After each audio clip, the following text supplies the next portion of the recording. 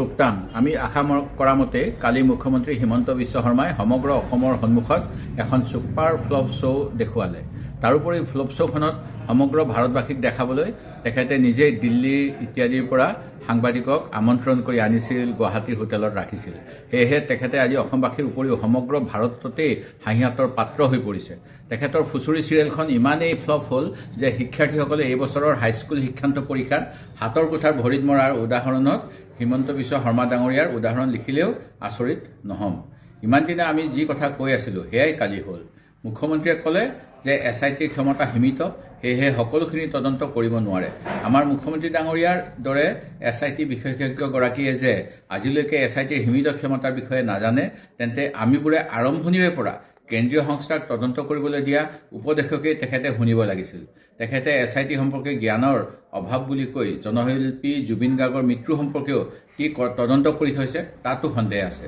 এই তদন্তৰ বাবেও মুখ্যমন্ত্ৰীয়ে কেন্দ্ৰীয় সংস্থাৰ ওপৰত অবিশ্বাস দেখুৱাই SIT গঠন কৰি কি কৰিলে সেয়া প্ৰতিগৰাকী অসমীয়াই জানো।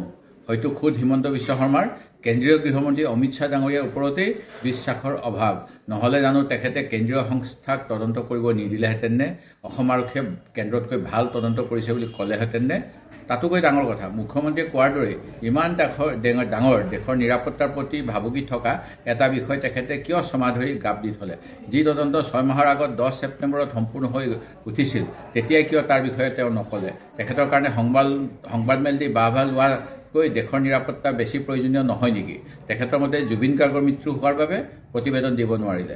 আমাৰ প্ৰাণৰ শিল্পী জুবিন গাৰ্গৰ মৃত্যু 19 ছেপ্টেম্বৰ তাৰিখে হৈছিল, অৰ্থাৎ হিমন্ত বিশ্ব শৰ্মা ডাঙৰীয়াই নিজেই ঘোষণা কৰা 10 ছেপ্টেম্বৰ তাৰিখৰ 9 দিন পিছত। আৰু যদি জনগণৰ আৱেগক লক্ষ্য কৰিয়ে সংবাদমেলখন নিদিলে, প্ৰতিবেদনখন গৃহ মন্ত্ৰালয়ক কিয় প্ৰতিবেদন ৰূপে ততালিকে পঠিয়াই দিব পৰা নগ'ল? দেশৰ নিৰাপত্তাৰ প্ৰতি ভাবুকিৰ ওপৰত তদন্তৰ প্ৰতিবেদন 6 মাহ ধৰি গাপ দিয়াটো দেশদ্ৰোহিতা নহয় নেকি? এইবোৰ প্ৰশ্নৰ উত্তৰ মুখ্যমন্ত্ৰী মহোদয়ক সমজুৱাকৈ বা মোৰ হোৱাটছএপত দিবলৈ দাবী জনাইছোঁ। শেষত আপোনালোকৰ ভাড়াতীয়া ভক্তগণে যিমান নিচিঞৰিলেও অসমৰ ৰাইজে আপোনালোকৰ ভণ্ডামি বুজিছে আৰু ইয়াৰ সমুচিত প্ৰত্যুত্তৰ অনাগত দিনত ৰাইজে নিশ্চিতভাৱে দিব। ধন্যবাদ।